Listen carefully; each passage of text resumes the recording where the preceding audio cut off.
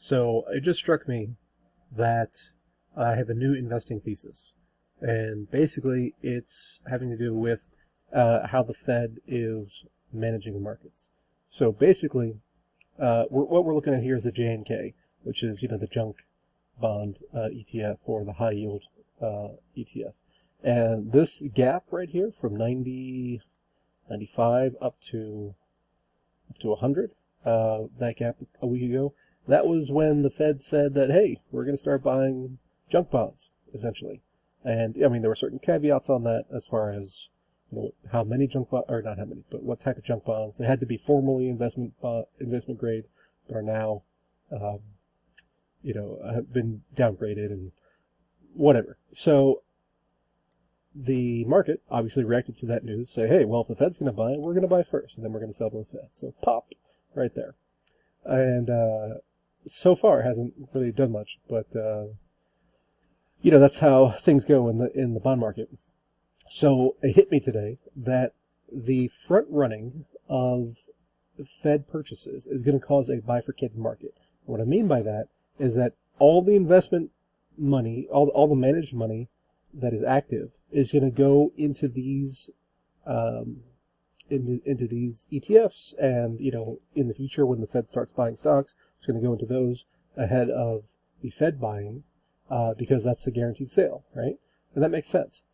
The consequence of that, though, is that the other issues are going to be losing investment dollars, so they're going to fall, absent other forces.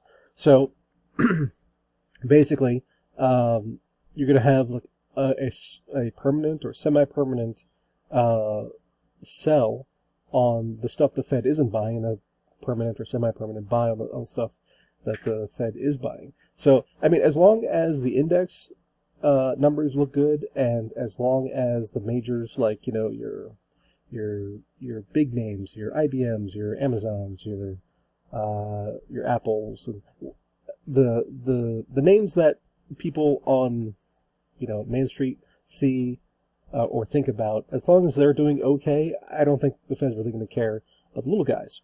So if we look at J&K versus IWM, which is the Russell 2000 ETF, I just put on a trade here a few minutes ago, going to 112 right there. I think these guys are going to suffer. So this is my disclosure right here, I guess. This is the trade I put on, and just a couple contracts. It's like $1,200. These were the June 112s, and I picked 112 because we had a little bit of gap up here and a little bit of gap down here. So I think this is a good transition level. And then if we do go down to these lows, 104, or these lows, 100, then I'll be $8 or $12 in the money, which would be fantastic. So, yeah, that's looking good. But that is my new investing thesis. You can go with the front runners, but you have a lot of competition there in terms of getting good price, or you can go where like shorting or buying puts on wherever the money is leaving, and just riding the other side of that trade. So anyway, that was my thought that I just had. I thought everybody might be interested.